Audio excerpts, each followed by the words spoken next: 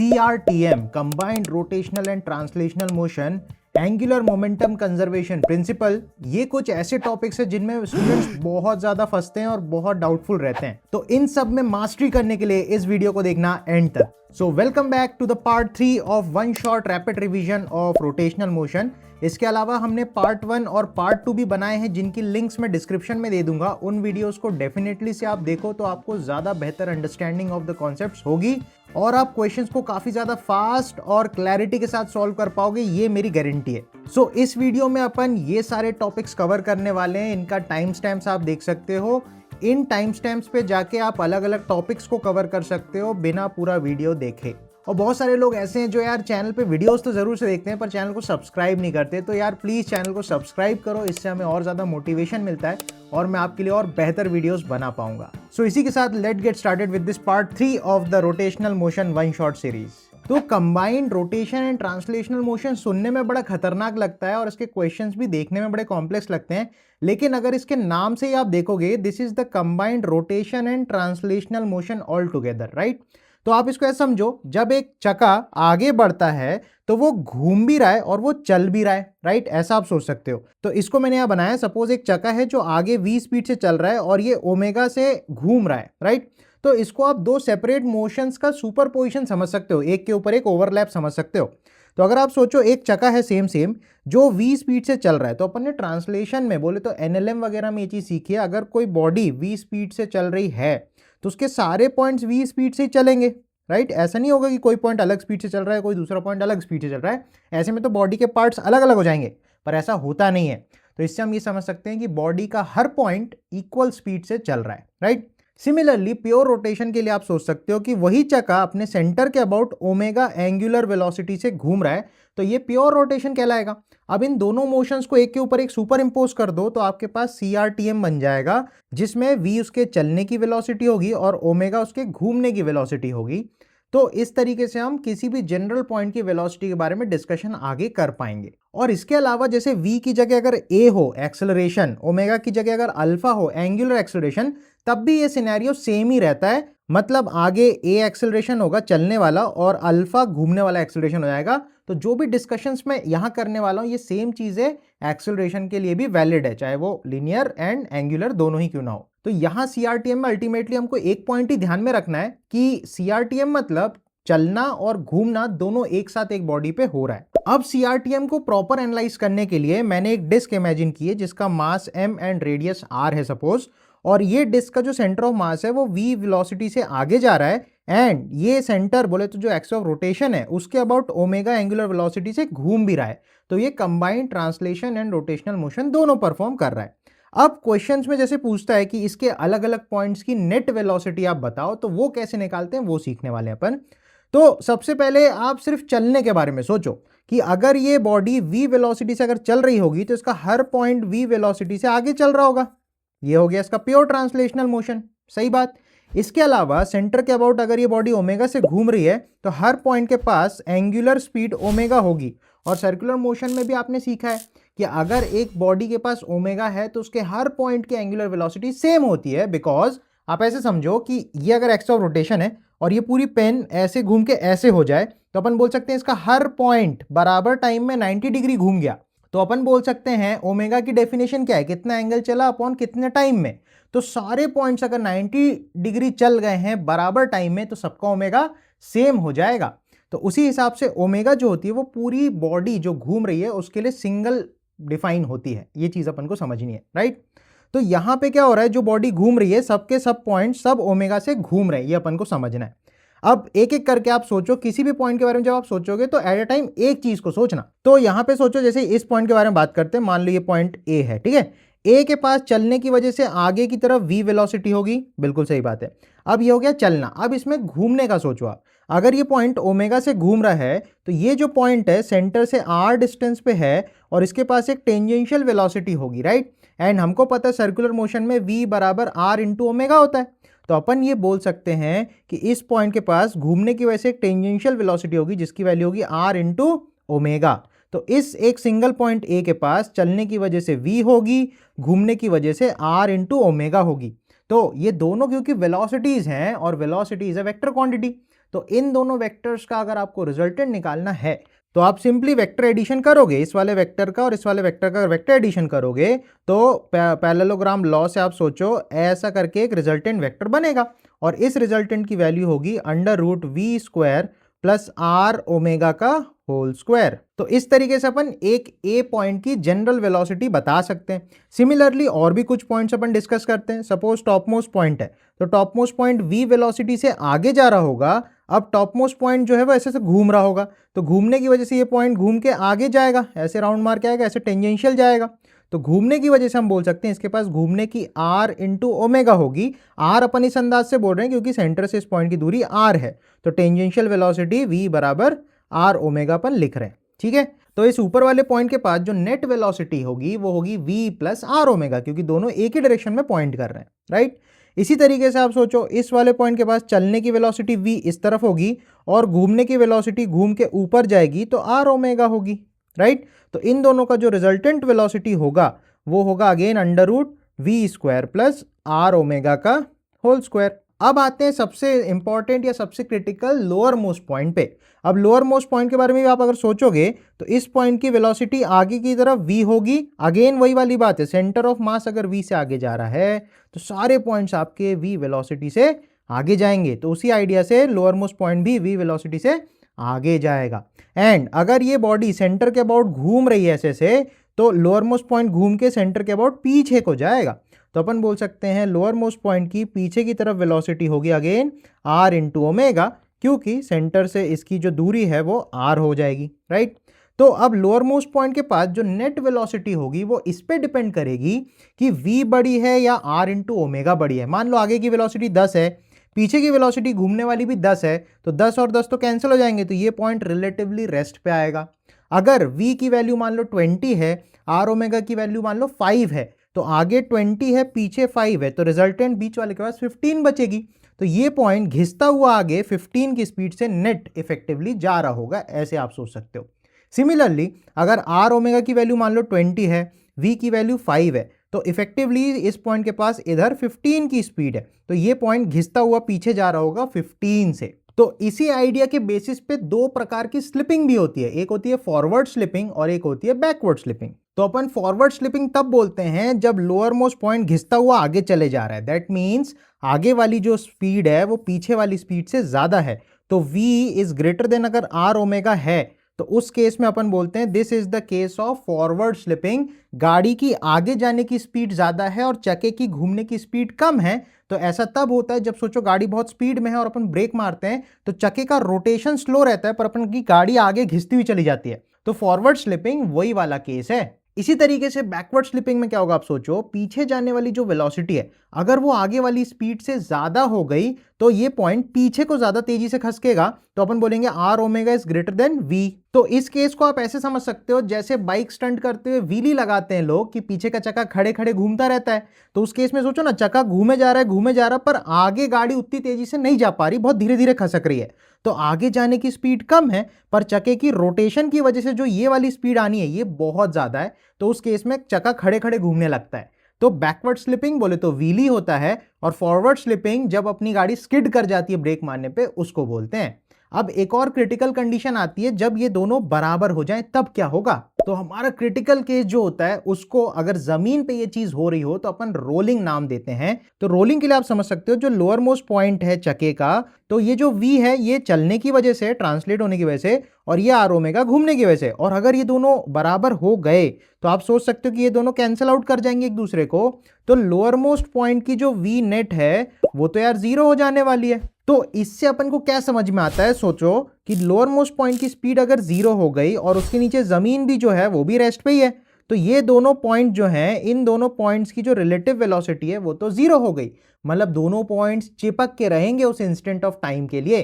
तो यहां से ये समझ में आता है कि जो चक्का है बिल्कुल भी स्लिप नहीं करेगा और उसी चीज को अपन प्योर रोलिंग भी बोलते हैं। तो हमें ये डेफिनेशन ऑफ प्योर रोलिंग या रोलिंग विदाउट स्लिपिंग को बढ़िया तरीके से याद रखना है हमेशा। If relative velocity of lowermost point of body in CRTM is 0, it's called rolling without slipping. That means नीचे वाले सरफेस के रिस्पेक्ट में अगर इस पॉइंट की रिलेटिव वेलोसिटी 0 है तो उस केस में ये वाला पॉइंट नीचे वाले जमीन वाले पॉइंट से चिपक के चलेगा। तो उस केस में इस बॉडी का लोअर मोस्ट पॉइंट जमीन के पॉइंट से चिपक के चलेगा, तो उस चिपक के चलने को अपन बोलते हैं प्योर रोलिंग या रोलिंग विदाउट स्लिपिंग।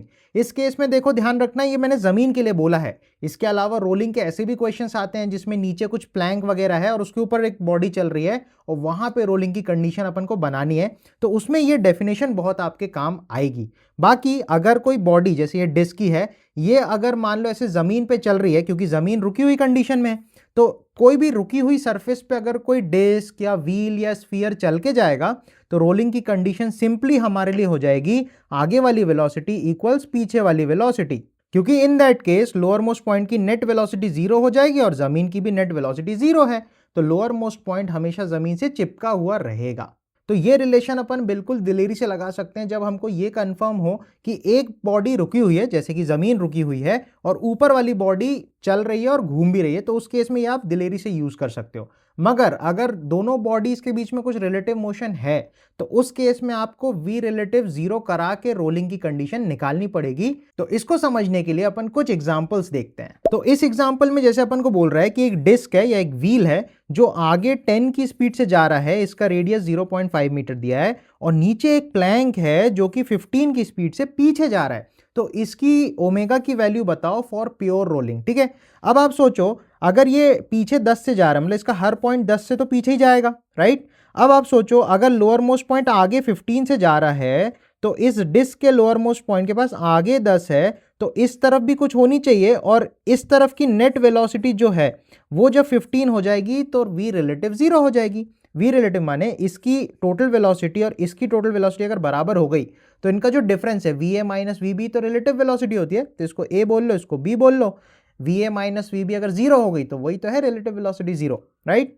तो आपको ये समझना पड़ेगा कि इस चक्के को ऐसे घूमना पड़ेगा ओमेगा से, जिस वजह से डिस्क के लोअर मोस्ट पॉइंट पे इस तरफ आएगी r omega, that is 0.5 into omega, और आगे की डायरेक्शन में इसके पास आएगी 10।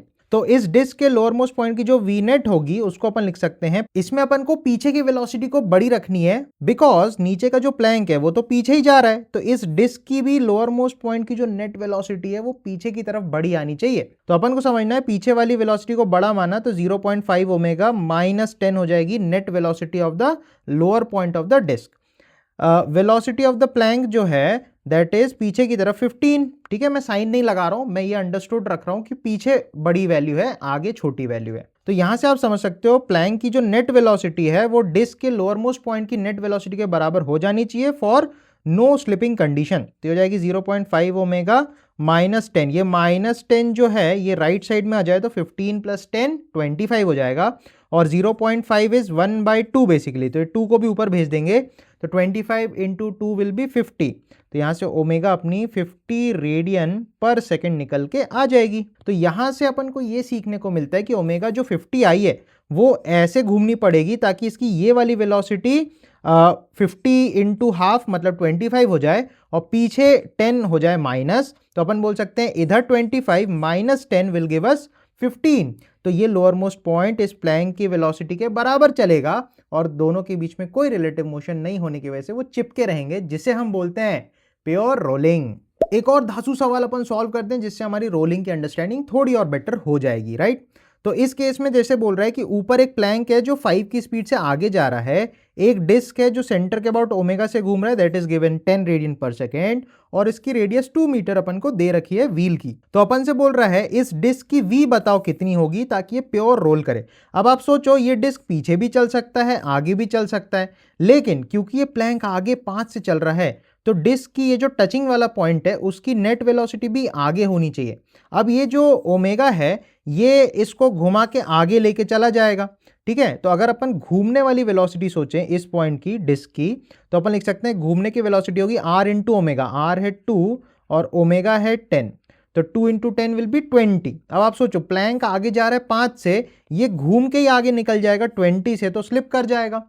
तो उसके लिए v को पीछे लगाना पड़ेगा ताकि यहां भी एक v पीछे आए जो इसको थोड़ा सा कम करके 5 के बराबर करा दे।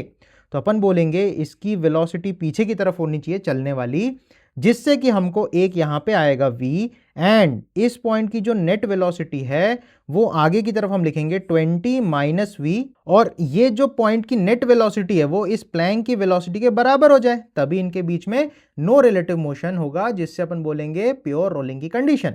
तो आगे की वेलोसिटी 5 है तो this must be equal to 5। तो यहां से आप देखोगे v आ जाएगी 15 मीटर पर सेकेंड। तो रोलिंग सुनने में बड़ा खतरनाक लगता है, बहुत सारे बच्चों को बहुत डिफिकल्ट लगता है, पर रोलिंग के लिए सिंपल सी बात आप ध्यान रखो भाई कि रोलिंग के केस में जो भी दो पॉइंट्स इन कांटेक्ट होंगे उनकी रिलेटिव वेलोसिटी जीरो होनी चाहिए, या दोनों पॉइंट्स की वेलोसिटी बराबर होनी चाहिए। जैसे जो प्लैंक का पॉइंट है उसकी वेलोसिटी जैसे 5 है तो इसकी भी हमको आगे 5 बनानी है, तो दोनों के बीच में कोई स्लिपिंग नहीं होगी, दोनों पॉइंट एक साथ चलेंगे, तो बोलेंगे इनके बीच में कोई रिलेटिव मोशन नहीं है। अगर इनके बीच में रिलेटिव मोशन हुआ तो स्लिपिंग इस तरीके से तो होती है, राइट। तो अपन को समझना दोनों पॉइंट चिपक के अगर साथ चलेंगे तो उनके बीच में कोई स्लिपिंग नहीं हो रही, that is called pure rolling. Again CRTF में छोटी सी एक बात और बताना चाहता हूं कि सपोज ये कोई डिस्क ही है, अगेन इसका मास m है, रेडियस कैपिटल R है, लेकिन अगर हमसे उसने किसी जनरल पॉइंट की नेट वेलोसिटी पूछी ऑन द पेरिफेरी तो वो कैसे निकालेंगे वो भी फटाफट से देख लेते हैं। तो इस डिस्क का रेडियस R है, सपोज एक जनरल पॉइंट हमने यहां लिया जो सेंटर से मान लेते हैं किसी एंगल थीटा पे है, सही है। तो अब इस जनरल पॉइंट के पास आप सोचोगे दो वेलोसिटी, एक चलने की वजह से v आगे होगी, और आप सोचो घूम के ये पॉइंट कैसे जाएगा, ऐसा टेंजेंशियल जाएगा, तो इसके पास घूमने की वजह से यहां पे होगी r इंटू ओमेगा। अब इस पॉइंट की नेट वेलोसिटी निकालने के लिए इन दोनों वेक्टर्स का रिजल्टेंट अपन को निकालना पड़ेगा। तो उसके लिए सिंपल थोड़ा सा कंस्ट्रक्शन अपन कर देंगे, यहां से आप एक ट्राइंगल कंप्लीट करो, देखो ये ट्राइंगल बन गया ना भाई। अब आप सोचो ये थीटा ये 90, तो ये 90 माइनस थीटा हो जाएगा, ठीक है, ये 90 माइनस थीटा तो ये थीटा हो जाएगा, क्योंकि ये तो 90 डिग्री है ना पूरा पूरा, तो अपन बोल देंगे यार कि ये एंगल थीटा हो जाएगा। अब इसके सिंपली अपन को दो कंपोनेंट्स करने होंगे, एक वेलोसिटी का कंपोनेंट इधर आ जाएगा आर ओमेगा का, और एक नीचे आ जाएगा आर ओमेगा कंपोनेंट। अब हमको पता है जिसके साथ एंगल बनता है उसके साथ कॉस वाला कंपोनेंट आता है, तो ये पीछे की तरफ आ जाएगा आर ओमेगा कॉस थीटा, नीचे की तरफ आ जाएगा आर ओमेगा साइन थीटा। तो आप अगर वेक्टर फॉर्म में लिखोगे तो आप लिखोगे v minus r omega cos theta i cap and r omega sine theta minus j cap नीचे की तरफ। तो आगे अपन नेट वेलोसिटी लिख सकते हैं v minus r omega cos theta, ये हो गया आई में, और नीचे हो गया आर ओमेगा साइन थीटा।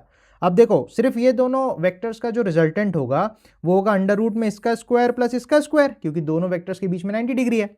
तो अगर थोड़ा सा गणित अपन करें तो अपन लिख सकते हैं अंडर रूट में v minus r omega cos theta का whole square plus r omega sine theta का होल स्क्वायर, सही बात। अब यहां पे अगर ये रोल कर रहा हो, ऐसा भी दिया होता क्वेश्चन में कि ये रोल कर रहा है, तो अगर ये रोल कर रहा है तो अपन लिख सकते हैं v बराबर आर ओमेगा, क्योंकि जमीन पे रोलिंग की कंडीशन तो यही होती है, सही बात। तो यहां पे अपन लिख सकते हैं आर ओमेगा को v भी लिख सकते हैं, और यहां पे भी आर ओमेगा को अपन v डाल सकते हैं। तो देखो v तो कॉमन निकल आएगा v स्क्वायर बन के, यहां बचेगा 1 माइनस कॉस थीटा का whole square plus v square common निकाल लेंगे एंड साइन स्क्वायर थीटा, और पूरे का रूट चलेगा, ठीक है। इसको थोड़ा मैं फास्ट फॉरवर्ड करूंगा, देखो v स्क्वायर जो है ये दोनों v स्क्वायर रूट के बाहर v बन के आ जाएंगे, तो अपन लिख देते हैं v बाहर, रूट के अंदर मिलेगा देखो 1 माइनस कॉस थीटा का whole square, 1 square cos square theta minus 2 cos theta plus sine square theta. अब अपन को पता है कि भाई sine square theta cos square theta 1 हो जाता है, तो ये दोनों 1 बन जाएंगे, 1 प्लस 1 2 हो जाएगा। तो अपन यहाँ पे लिख सकते हैं रूट के अंदर आ जाएगा 2, और ये जो माइनस में 2 कॉस थीटा है तो अपन लिख सकते हैं ब्रैकेट के बाहर 1 माइनस कॉस थीटा, राइट, और बाहर तो v बैठा है, और 1 minus cos theta is 2 sign square theta by 2, तो ये हो गया v अंडर रूट में 2 into 2 sign square theta by 2। तो यहां से अपने को v नेट मिल जाएगी 2v साइन थीटा बाई 2। तो अगर पेरिफेरी पे किसी भी जनरल पॉइंट की नेट वेलोसिटी अपने से पूछे तो आप इस तरीके से इस फॉर्मूले को सीधा याद रख सकते हो, इससे आप बता सकते हो कि नेट वेलोसिटी कितनी होगी। इसके अलावा किसी भी r डिस्टेंस पे अगर कोई पॉइंट देता है तो उसके पास चलने की v होगी और घूमने की, देखो इस सर्कल में टेंजेंशियल ऐसा जाएगा तो r छोटा इंटू ओमेगा, अब यहाँ पे इसको v नहीं लिख देना क्योंकि r सरफेस पे नहीं है, मतलब पेरीफेरी पे नहीं है, तो यहाँ पे रोलिंग नहीं लग पाएगा। तो रिसेंटली के एग्जाम में मेरे कुछ स्टूडेंट्स ने इस क्वेश्चन को देखा और उनके होश उड़ गए थे, क्योंकि इस क्वेश्चन में रोलिंग का वही कॉन्सेप्ट लगा है जो हमने जस्ट कुछ देर पहले पढ़ा। तो इस क्वेश्चन को अपन एक बार लगा के देखते हैं, जिससे अपनी अंडरस्टैंडिंग जो है वो नेक्स्ट लेवल हो जाएगी। तो सवाल में बोल रहा है, a bobbin having inner radius small r and outer radius capital R is placed on a rough horizontal surface, a light string is wrapped on its inner core, connects a block with the bobbin as shown। तो ये एक bobbin है, bobbin मतलब ऐसा 3D से आप सोच सकते हो कि एक बाहर ऐसा छोटा सा डिस्क रहता है और अंदर साइड को एक बड़ा डिस्क रहता है, तो इस तरीके से बॉबिन होता है, ठीक है। अब इस वाले में रस्सी लपटी हुई है और वो ऐसी जा रही है, सॉरी नीचे से जा रही है, ऐसा दिया हुआ है, तो नीचे से रस्सी जा रही है, यहाँ पे एक ब्लॉक लटका हुआ है। बोला now the system is release from rest and the bobbin moves on the horizontal surface without sliding, ठीक है। ये बॉबिन एक्सेलरेट कर रहा है, ये देखो कैपिटल ए यहाँ पे दिया है बॉबिन का linear acceleration. If the string does not slide from bobbin, calculate the ratio of acceleration of the block and the bobbin. तो इस ब्लॉक का एक्सेलरेशन और इस बॉबिन का जो लीनियर एक्सेलरेशन है, इनके बीच में रिलेशन हमको फाइंड करना है। तो ये सवाल है। अब इसको समझने के लिए मैंने बेसिकली बॉबिन का एक डायग्राम बना लिया है जिसपे मैं गोधागाधी करने वाला हूँ, राइट। तो इस सवाल में सबसे पहले आप सोचो, ये बॉबिन जो है इस तरफ एक्सेलरेट कर रहा है, तो ये ऐसे करके घूमेगा, तो मैंने यहाँ पे एक एंगुलर एक्सेलरेशन अल्फा ले लिया और इसका लीनियर एक्सेलरेशन कैपिटल ए मान लिया, ठीक है। अब आपको एक और चीज समझनी है यहाँ पे कि ये ब्लॉक जो है वो ए एक्सेलरेशन से नीचे जा रहा है, तो ये रस्सी भी तो ए एक्सेलरेशन से नीचे जाएगी, जिससे ये रस्सी ए एक्सेलरेशन से नीचे जाएगी, तो यहाँ पे जो रस्सी लगी है उस रस्सी का आगे एक्सेलरेशन स्मॉल ए होने वाला है, राइट। तो मैंने ये जो पिंक कलर से यहाँ बनाया है, ये रस्सी का एक्सेलरेशन है, राइट। अब इनके बीच में उसने बोला है कि कोई स्लिपिंग नहीं हो रही है, राइट। तो आप बोल सकते हो रस्सी का जो एक्सेलरेशन होगा और इस बॉबिन का जो इधर का नेट एक्सेलरेशन होगा वो बराबर होना चाहिए।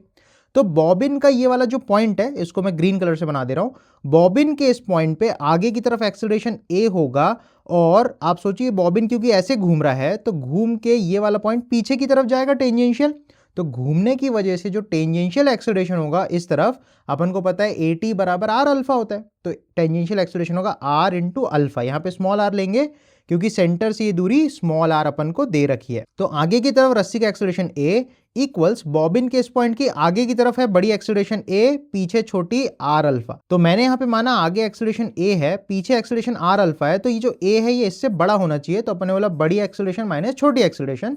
तो ये कंडीशन हो गई रोलिंग की या नो स्लिपिंग की। नेक्स्ट एक और नो स्लिपिंग कंडीशन अपन को इस बॉबिन के नीचे लगाना है, क्योंकि ये प्योर रोल कर रहा है। तो नीचे के पॉइंट के लिए आप ये सोचो, नीचे वाला पॉइंट भी आगे तो ए एक्सेलरेशन से ही जा रहा होगा, राइट, और निचला जो पॉइंट है ये घूम के पीछे जा रहा होगा टेंजेंशियली, तो पीछे की तरफ इसके पास capital R into alpha tangential acceleration होगा, क्योंकि यहां से ये दूरी कैपिटल आर है। अब नो स्लिपिंग कंडीशन अगर जमीन वगैरह के लिए अपन ने देखा है ऑलरेडी कि v बराबर आर ओमेगा होता है, वैसे a बराबर आर अल्फा हो जाएगा। तो नेक्स्ट कंडीशन मिल जाएगी कैपिटल A बराबर r टाइम्स अल्फा। तो यहां से आप देखो अल्फा की वैल्यू a बाई आर मिल जाएगी, और आप इस अल्फा की वैल्यू को उठा के यहां पटक दो, तो आपको यहां से मिलेगा small a equals a minus small r into alpha. Alpha की वैल्यू a बाई आर। अब देखो a हो गया, कैपिटल A कॉमन निकाल लो, तो यहाँ मिलेगा 1 माइनस छोटू आर बाय बड़ू आर, और इस a को कैपिटल A को आप लेफ्ट साइड ले जाओगे तो a by capital A equals 1 minus छोटू आर बाय बड़ू आर। तो इस हिसाब से इस क्वेश्चन का जो करेक्ट आंसर है वो ऑप्शन 2 हो जाने वाला है। तो इस टाइप के अल्टी पल्टी सवाल भी आपके सामने अगर कभी आए और आपको अगर कॉन्सेप्ट रोलिंग का प्रॉपर तरीके से मालूम है, तो आप चुटकी बजा के इस क्वेश्चन को सॉल्व कर सकते हो, राइट। सो इसी के साथ कुछ और क्वेश्चन हम देखेंगे जिसमें टॉर्क, रोलिंग ये सब आने वाला है, जिससे आपके कॉन्सेप्ट और तगड़े हो जाएंगे। तो नेक्स्ट अपने सामने एक और सवाल आता है, इसमें अपन को बोल रहा है कि a disc is released on a rough surface with coefficient of friction mu, find the time after which it starts pure rolling. तो यहाँ पे एक चक्के को कुछ initial omega naught angular velocity देके जमीन में छोड़ा, और ये आगे फिसलते फिसलते कुछ देर बाद रोल करना स्टार्ट कर जाता है, राइट। तो होता क्या, जैसे अपन साइकिल के अगर एक्सल को पकड़े और घुमा दे और घूमते हुए चक्के को जमीन में छोड़े तो दौड़ लगा देगा। अब कुछ देर बाद दौड़ने के बाद ऑब्वियसली वहां फ्रिक्शन लगेगा, घिसेगा, तो उसके बाद कुछ देर बाद वो रोल करने लगेगा, क्योंकि धीरे धीरे जब वो आगे जाएगा तो उसके पास एक आगे की वेलोसिटी आएगी और इसकी ओमेगा जो है वो कम होने लग जाएगी। ऐसा क्यों हो रहा है समझो, क्योंकि ये lowermost point of the disc घूम के पीछे जाना चाहता है, तो इस पे फ्रिक्शन आगे लग जाएगा।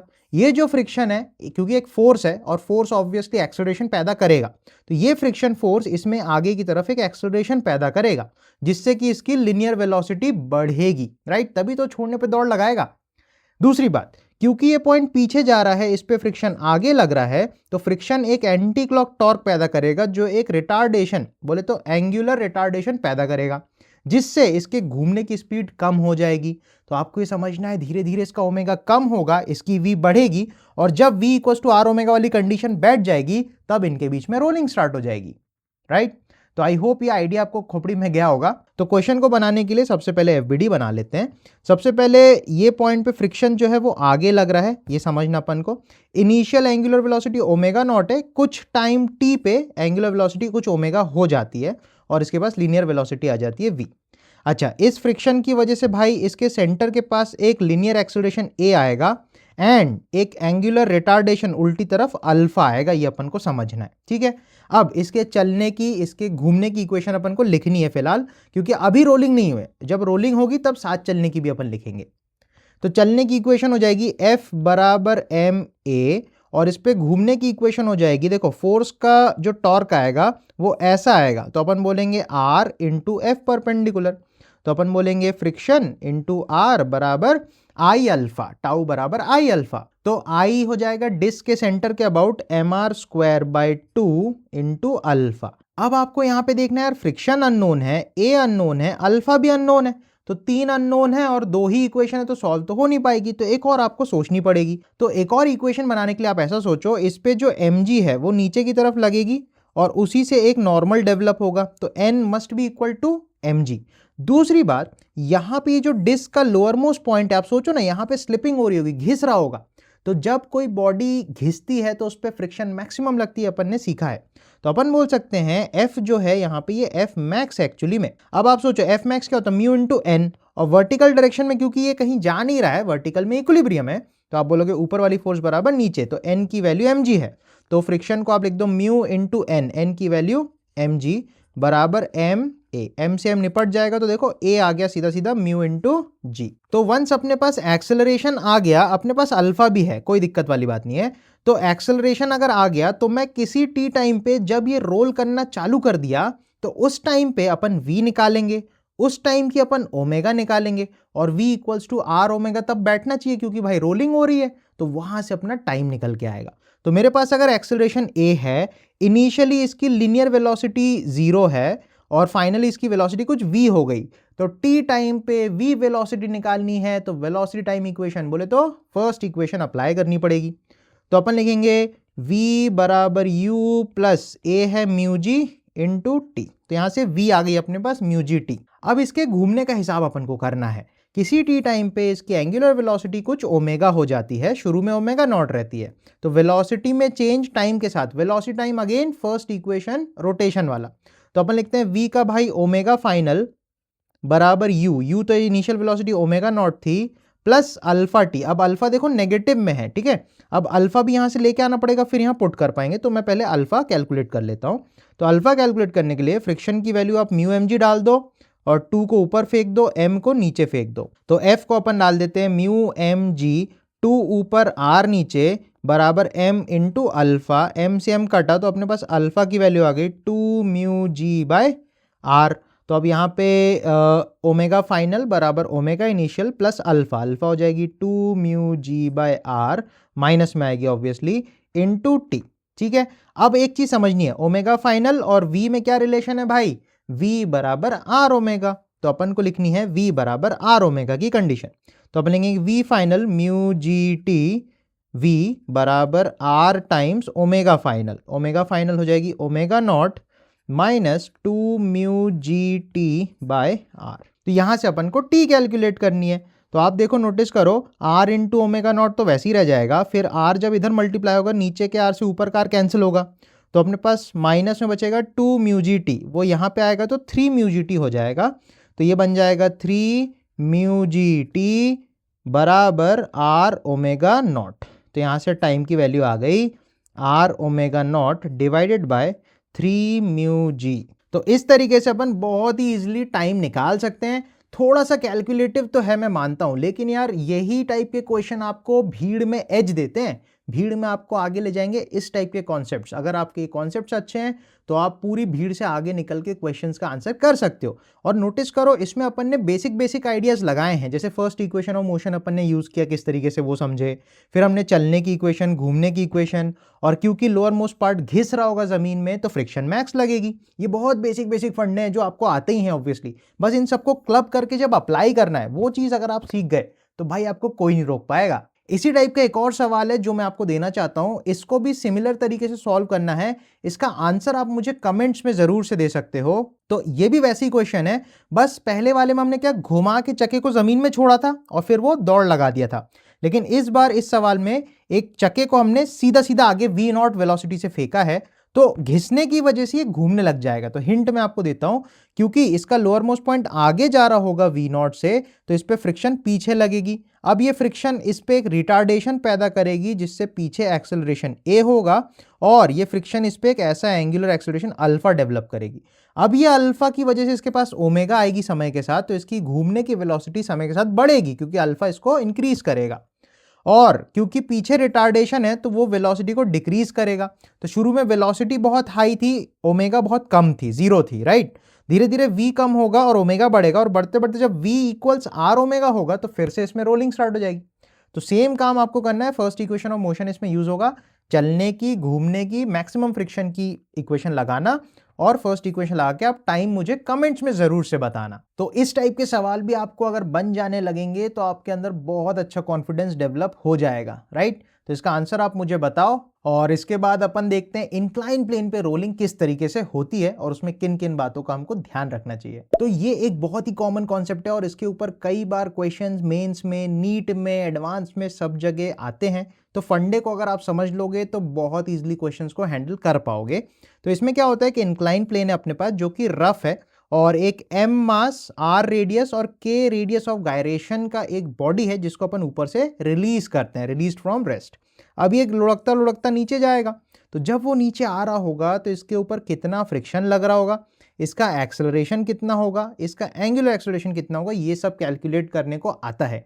तो फटाफट से चेकआउट करते हैं कि कैसे इन वैल्यूज को आप सट से निकाल सकते हो। तो उसके लिए अपन क्या करेंगे, इस बॉडी का एफबीडी बनाएंगे सबसे पहले। तो इस बॉडी को एक जनरल पॉइंट पे अपन ने ले लिया, अब इस पे फोर्सेस बनाना है, राइट। तो अलोंग द इंक्लाइन प्लेन अपन को पता है कि mg साइन थीटा लगती है, perpendicular to the incline plane अपन को पता है mg कॉस थीटा लगती है,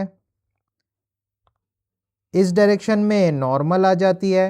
अब फ्रिक्शन जो लग रहा है यहाँ पे आप ध्यान दोगे, स्टैटिक फ्रिक्शन लग रहा है क्योंकि ये रोल करता हुआ नीचे जाएगा, कंडीशन ऑब्वियसली रोलिंग की होगी। तो क्योंकि ये रोल करता हुआ जाएगा तो इसका lowermost point incline plane से चिपक के चलेगा, तो कोई रिलेटिव स्लिपिंग नहीं होगी। तो क्योंकि स्लिपिंग नहीं हो रही है तो फ्रिक्शन यहाँ पे स्टैटिक लग रहा है, और जब भी स्टैटिक फ्रिक्शन लगता है तो उसकी डायरेक्शन आप आगे भी ले सकते हो, पीछे भी ले सकते हो, डायरेक्शन में कोई दिक्कत नहीं रहती अपने को। बस अगर अपना आंसर कभी नेगेटिव में आए, तो जैसा अपन ने एनएलएम में सीखा था, अगर कोई फोर्स की वैल्यू नेगेटिव आ रही है दैट मीन उसकी डायरेक्शन आपको पलटानी पड़ेगी, बस ये समझ के रखना, ठीक है। तो यहाँ पे जब ये रोल करता हुआ नीचे जा रहा है तो मैं अज्यूम कर लेता हूँ कि फ्रिक्शन इस पे मान लेते हैं पीछे लग रहा है F। तो अगर ये फ्रिक्शन नेगेटिव में आता है इसकी वैल्यू, तो अपन इसको पलटा के आगे कर लेंगे, बस ये अपन को ध्यान में रखना है, राइट। अब अगर ये नीचे जा रहा है तो डेफिनेटली से इसके पास इस डायरेक्शन में एक लीनियर एक्सेलरेशन a होगा और इसके पास एक घूमने का एक्सेलरेशन अल्फा होगा। तो ये ऐसा रोल करता हो जाएगा, तो एक अंदाजे से अपन ने अल्फा और a यहाँ पे ले लिया, ठीक है।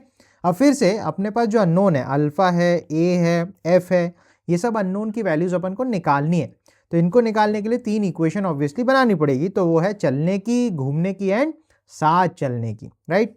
तो सबसे पहले चलने की इक्वेशन अगर मैं लिखूं तो नीचे देखो, बड़ी फोर्स नीचे है mg साइन थीटा, पीछे छोटी फोर्स होगी फ्रिक्शन बराबर ma।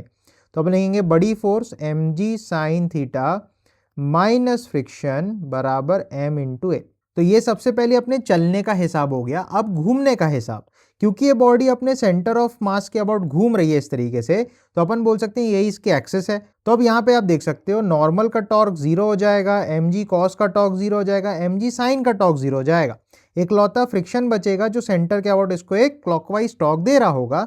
तो अपन लिख सकते हैं फ्रिक्शन इनटू परपेंडिकुलर दूरी बराबर आई अल्फा। अब आई को अपन in general M k square लिख सकते हैं रेडियस ऑफ गायरेशन वाले फंडे से, राइट। तो आई हो गया M k square into alpha, ये हो गई घूमने की। अब कंडीशन आती है रोलिंग की। तो अगर ये नीचे का जो सरफेस ये स्टैटिक कंडीशन में है तो अपन बोल सकते हैं लोअर मोस्ट पॉइंट की आगे एक्सेलरेशन ए होगी, पीछे एक्सेलरेशन घूम के आर अल्फा होगी, और ये दोनों एक दूसरे को कैंसिल करेंगे तभी तो चिपके रहेंगे जमीन से। तो अपन बोलेंगे ए बराबर आर अल्फा। तो इस तरीके से अपन 3 इक्वेशन बना के 3 अननोन को सॉल्व करेंगे, that is f, alpha and a. ठीक है, तो सबसे पहले यहाँ पे अल्फा की जगह आप ए अपॉन आर करके लिख सकते हो। तो यहाँ पे अपन अगर अल्फा की जगह ए रखते हैं तो अपन को मिलेगा फ्रिक्शन इंटू आर बराबर m k square into a by r. तो यहाँ पे देखो फ्रिक्शन की वैल्यू क्या मिल गई, m k square a by r square. ठीक है, अब इस फ्रिक्शन की वैल्यू को अगर पुट कर दो यहाँ पे तो आपको ए मिल जाने वाली है। तो अगर अपन एफ को ऊपर रखेंगे तो अपने को मिलेगा m g sine theta, f को राइट साइड ले जाते हैं तो अपन को मिल जाएगा m k square upon r square into a plus m into a. अब देखो एम एम और एम तो कैंसिल हो जाएगा, और यहाँ से आप ए को कॉमन ले सकते हो तो आपके पास बचेगा k square upon r square plus में 1 आ जाएगा क्योंकि ए कॉमन हो जाएगा, और उस टर्म को डिवाइड में ले जाते हैं। तो यहाँ से आपको देखो एक्सेलरेशन का फॉर्मूला मिल जाता है जी sine theta upon 1 plus k square by r square. तो एक्सेलरेशन के इस फॉर्मूले को अपन को ध्यान में रखना है, ये बहुत बार अपने बहुत काम आने वाला है। नेक्स्ट अपने पास एक्सेलरेशन आ गया तो अल्फा की वैल्यू अपन लिख सकते हैं ए बाई आर। तो यहाँ से देखो क्लियरली अपन को अल्फा भी मिल जाएगा, रफ को मैं मिटा देता हूँ क्योंकि अब तो काम हो गया है। अल्फा की वैल्यू आ जाएगी a by r, that is g sine theta upon r into 1 plus k square upon r square. तो ये अपने पास अल्फा भी निकल के आ गया। अब फाइनली अपने को फ्रिक्शन निकालना है, तो फ्रिक्शन की वैल्यू देखो ये है। तो फ्रिक्शन में अगर आप ए की जगह ये वैल्यू डाल दोगे तो सिंपली आपको फ्रिक्शन की वैल्यू भी मिल जाएगी। उसकी वैल्यू अपन निकाल लेते हैं एक बार फटाफट। तो फ्रिक्शन के लिए अपन लिख लेंगे m k square by r square times a की वैल्यू हो जाएगी g sine theta upon 1 plus k square by r square. अब आप नोटिस करो ये जो के स्क्वायर बाय आर स्क्वायर है इसको अगर अपन नीचे लेके जाएं तो के स्क्वायर नीचे आ जाएगा, तो ये बन जाएगा are square by k square. और जब इसको यहाँ डिनोमिनेटर मल्टीप्लाई करोगे तो यहाँ पे तो वो सीधा सीधा 1 से मल्टीप्लाई होगा, पर इससे जब मल्टीप्लाई करोगे तो ये are square by k square जो है के से के कट जाएगा, आर से आर कट जाएगा, तो ये 1 बन जाएगा। तो सिंपली अपने पास फ्रिक्शन की जो वैल्यू है मैं डायरेक्ट लिख दे रहा हूँ, ये आ जाएगी m g sine theta upon r square by k square plus 1। तो इस तरीके से फ्रिक्शन भी अपने को मिल जाता है। तो अल्टीमेटली फंडा ये रखना है, चलने की इक्वेशन, घूमने की इक्वेशन और साथ चलने की इक्वेशन आपको प्रॉपर तरीके से लिखना है, तो आपको सभी आंसर हमेशा मिलेंगे। और यहाँ पे एक और इंपॉर्टेंट बात आपको ये नोट रखना है हमेशा कि जो लोअर मोस्ट पॉइंट है बॉडी का, क्योंकि वो रोल कर रहा है और उसके इस पे स्टैटिक फ्रिक्शन लग रहा है, तो अपन फ्रिक्शन की डायरेक्शन कहीं भी ले सकते हैं, ये बात आप ध्यान रख सकते हो, ऊपर भी और नीचे भी। दूसरी बात, इस पॉइंट पे कोई भी स्लिपिंग नहीं हो रही है, दैट मीन्स घिस नहीं रहा है, और अगर बॉडी घिसेगी नहीं तो वहां पे फ्रिक्शन का वर्क भी नहीं होगा। और क्योंकि फ्रिक्शन कोई वर्क नहीं कर रहा है, इवन दो फ्रिक्शन यहाँ पे लग रहा है, तो फ्रिक्शन एनर्जी का लॉस नहीं करा पाएगा और यहाँ पे एनर्जी भी कंजर्व्ड रहेगी।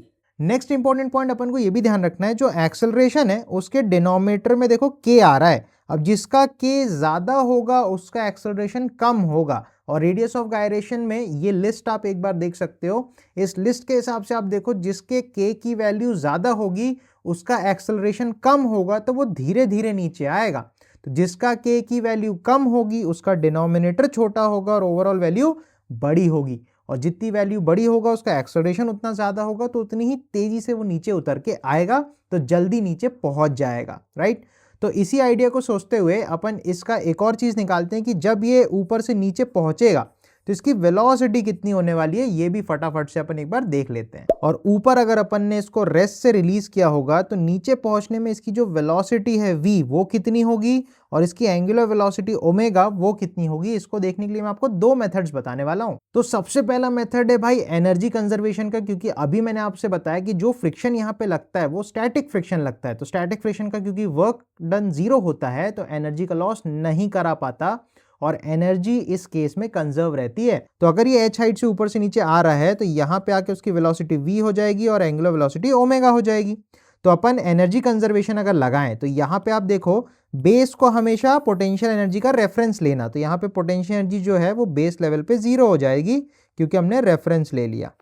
ठीक है, एच हाइट पे जब वो जाएगा तो उसकी पोटेंशियल एनर्जी हो जाएगी mgh, ऊपर काइनेटिक एनर्जी 0 थी, तो initial total energy equals to final total energy अपन लिखने वाले। जब वो नीचे आ जाएगा तो उसके पास चलने की काइनेटिक एनर्जी होगी और दूसरी घूमने की भी काइनेटिक एनर्जी होगी, राइट। तो चलने की काइनेटिक एनर्जी तो हाफ mv² होगी और घूमने की kinetic energy half I omega square होगी। ऑल्सो क्योंकि ये बॉडी रोल करता हुआ नीचे आ रहा है तो अपन को ये चीज समझना है कि रोलिंग की वजह से v equals to r omega तो फॉलो होगा, तो इसका भी अपन फायदा उठाएंगे। तो अपन बोलेंगे v बराबर आर ओमेगा होगा और जो I है वो तो m के स्क्वायर के हिसाब से अपन ध्यान रख सकते हैं, राइट।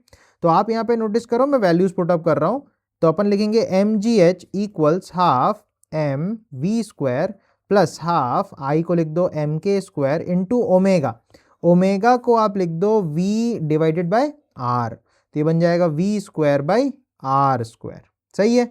अब देखो दोनों तरफ से m अपन कैंसिल आउट कर सकते हैं, ये जो 2 है देखो दोनों में कॉमन लेके अपन ऊपर भेज सकते हैं, तो ये बन जाएगा 2gh इक्वल्स, तो यहाँ पे v स्क्वायर अगर आप कॉमन ले लोगे तो आपको मिलेगा 1 plus k square upon are. तो अगर अपन इस वैल्यू को डिवाइड में फेंकेंगे और v स्क्वायर के यहाँ रूट बना लेंगे तो फाइनली अपने पास जो v मिलेगी उसकी वैल्यू होगी v बराबर under root 2gh 1 plus k square by r square. तो इस तरीके से वेलोसिटी भी आप बहुत इजीली, पहला जो मेथड है इसमें एनर्जी के थ्रू आप निकाल सकते हो, ये ज्यादा इजी है। नेक्स्ट सेकंड मेथड जो है उसमें अपने पास यार ऑलरेडी देखो एक्सेलरेशन आ रखी है, तो एक्सेलरेशन की जैसे हमने वैल्यू देखी कि g sin theta upon 1 plus k square by are square आई हुई है, राइट। तो अगर अपन इस डिस्प्लेसमेंट के लिए बात करें, ये डिस्प्लेसमेंट हो जाएगा h अपॉन में साइन थीटा, राइट। तो अगर h upon sine theta displacement के लिए हम वेलोसिटी निकालना चाहती है तो डिस्प्लेसमेंट वेलोसिटी बोले तो थर्ड इक्वेशन आप लगाओ, तो a का जो एक्सप्रेशन है उसका इस्तेमाल आप एक बार थर्ड इक्वेशन में करोगे, दैट इज v स्क्वायर बराबर u स्क्वायर तो 0 है प्लस 2as, s की जगह h अपॉन साइन थीटा आप डाल देना, ये displacement h upon sine theta होगा। तो वहां से आप देखोगे कि v का जो वैल्यू है वो यही निकल के आपको आएगी। तो इसको एक बार खुद से आप ट्राई करो और कमेंट्स में मुझे जरूर से बताओ कि ये चीज आपने खुद से डेराइव की कि नहीं एक बार। और इस लिस्ट को अगर आप ध्यान से देखोगे तो इस लिस्ट में मैंने अलग अलग बॉडीज की v फाइनल भी दिखाई है। अगेन वही वाला फंडा है, जिसका k ज्यादा होगा उसके वेलोसिटी कम निकल के आएगी और जिसका k कम होगा उसकी वेलोसिटी ज्यादा निकल के आती है। तो यहाँ पे आप क्लियरली देख सकते हो कि सॉलिड स्फीयर का वेलोसिटी सबसे ज्यादा होता है, डिस्क का उससे कम होता है, हॉलो स्फीयर का उससे भी कम होता है और रिंग का सबसे कम होता है। यही सेम ऑर्डर एक्सेलरेशन में भी फॉलो होता है, तो same order is for acceleration as well as velocity. तो अगर अपन को अलग अलग बॉडीज का मोमेंट ऑफ इनर्शिया ध्यान रहेगा तो इससे हम एक्सेलरेशन और वेलोसिटी दोनों को बता सकते हैं कि प्रॉपर ऑर्डर क्या होता है, और ये पर्टिकुलर ऑर्डर तो आपको ध्यान में रखना ही है। नेक्स्ट एक और बहुत ही इंटरेस्टिंग फिनोमिनन है जिसमें अगर एक बॉडी पे हम एक खास पॉइंट पे फोर्स लगाएं तो उस बॉडी पे नीचे से फ्रिक्शन एक्ट ही नहीं करता, तो इस खास पॉइंट को अपन बोलते हैं पॉइंट ऑफ परक्यूशन। तो पॉइंट ऑफ परक्यूशन को समझने के लिए एक सिंपल सा अपन केस समझते हैं कि हमारे पास एक बॉडी है, ठीक है, इस पे हमने F फोर्स आगे लगा दिया। अब कायदे से इस पे फ्रिक्शन लगना चाहिए या तो पीछे या तो आगे, लेकिन हम जानना चाहते हैं कि इस F को कहां पे लगाएं कि ये फ्रिक्शन एक्ट ही ना करे और ये बॉडी रोल भी करती रहे। तो यहां पे मैं एक चीज लेना चाहूंगा कि जो डिस्टेंस है वो अपन नीचे से अगर मानते हैं, सपोज x डिस्टेंस पे हमने फोर्स लगाई सच दैट ये फ्रिक्शन नहीं लगे, तो क्या कंडीशन होगी वो x की, मतलब हमको x पता लगाना है इस बॉडी के लिए। ठीक है, इस बॉडी का हमारे पास m है, r है और अगेन k है। m is the mass of the body, r उसका रेडियस है और k अपना रेडियस ऑफ गायरेशन है, राइट। तो अगेन आप इसको ऐसे सोचोगे, इसके लिए हमको चलने की इक्वेशन, घूमने की इक्वेशन और साथ चलने की इक्वेशन लगानी पड़ेगी क्योंकि अल्टीमेटली जो बॉडी है वो रोल कर रही है। ऑल राइट, तो अपन बोल सकते हैं यहाँ पे कि यार अल्फा से घूम रही होगी और a एक्सेलरेशन से आगे भी जा रही होगी। तो अगर इसके चलने की इक्वेशन अपन लिखें तो अपन लिखेंगे आगे बड़ी फोर्स माइनस पीछे छोटी फोर्स बराबर m इंटू ए। नेक्स्ट इसके घूमने की इक्वेशन लिखें तो सेंटर के अबाउट घूम रही है तो ये फोर्स एक आगे की तरफ क्लॉकवाइज टॉर्क देगा और फ्रिक्शन भी क्लॉकवाइज टॉर्क देगा। तो मैं लिख रहा हूं आगे F इंटू इसकी दूरी हो जाएगी x माइनस आर। सही है, सेंटर से आप सोचोगे ये जो दूरी होगी ये होगी पूरी दूरी x में से ये r अपन माइनस करा देंगे तो ये बचा कुचा हमको डिस्टेंस x माइनस आर मिल जाएगा।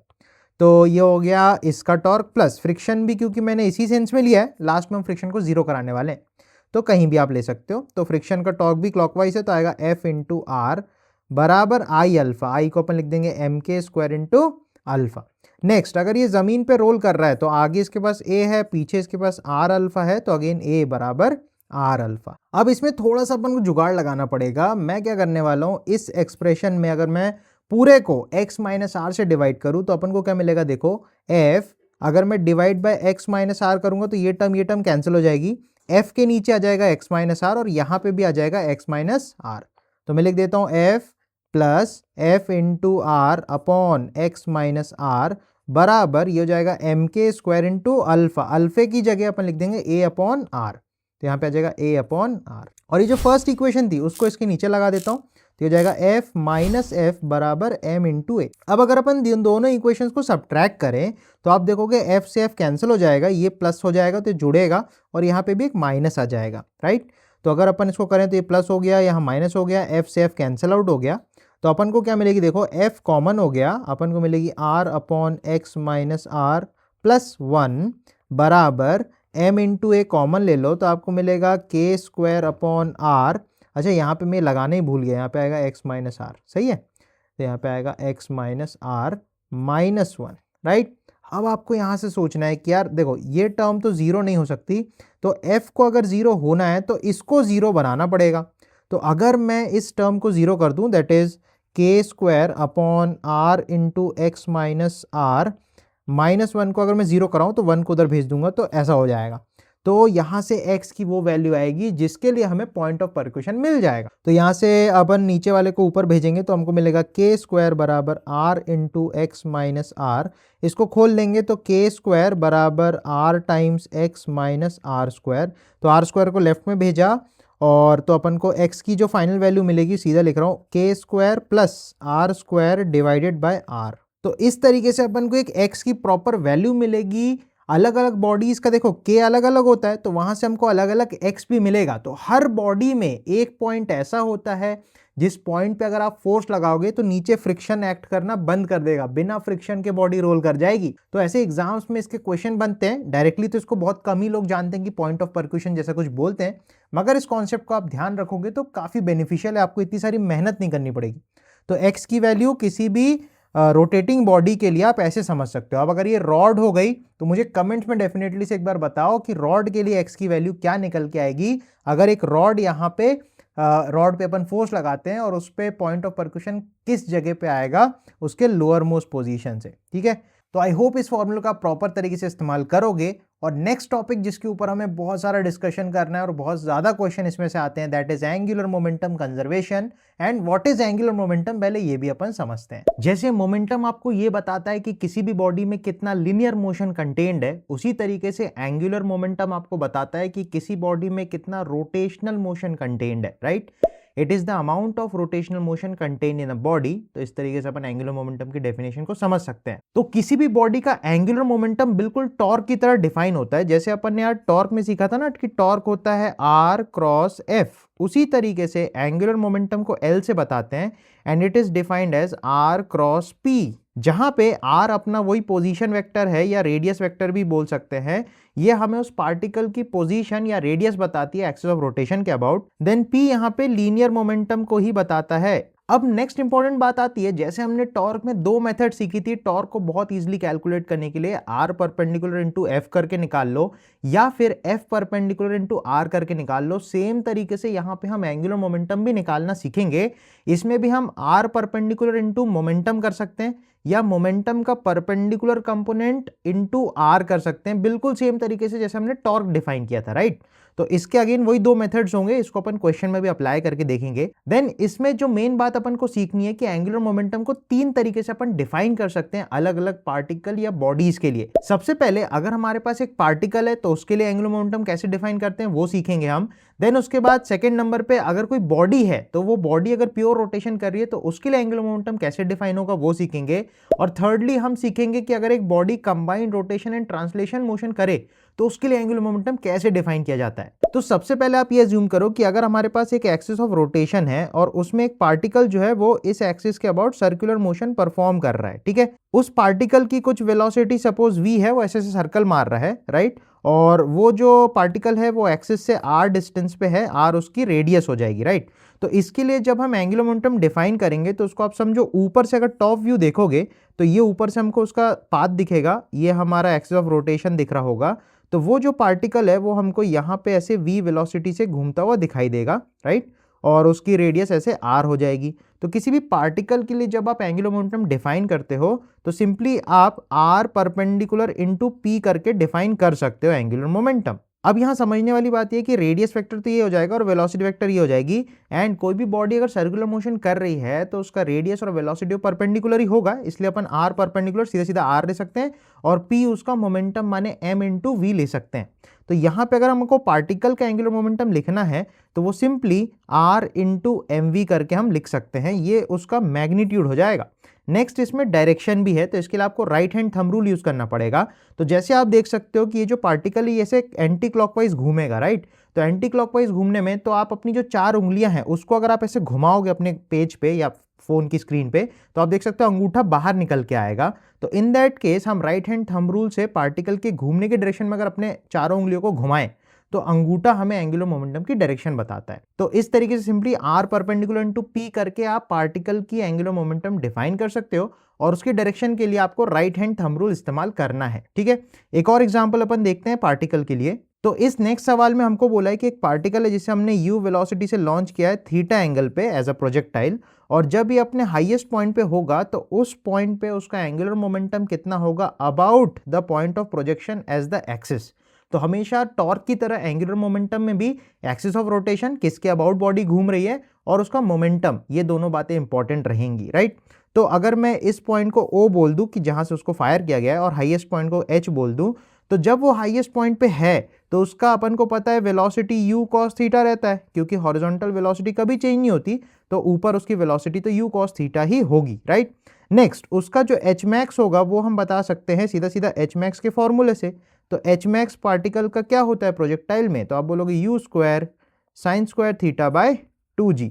तो इस तरीके से हम h max जानते हैं, राइट। अब आप ये सोचो अगर ये एक्सिस ऑफ रोटेशन है और इसका जो मोमेंटम है हाईएस्ट पॉइंट पे, इस तरीके से उस मोमेंटम का लाइन ऑफ एक्शन हमें मिल सकता है कि मोमेंटम जो है इसी लाइन पे लग रहा है, राइट।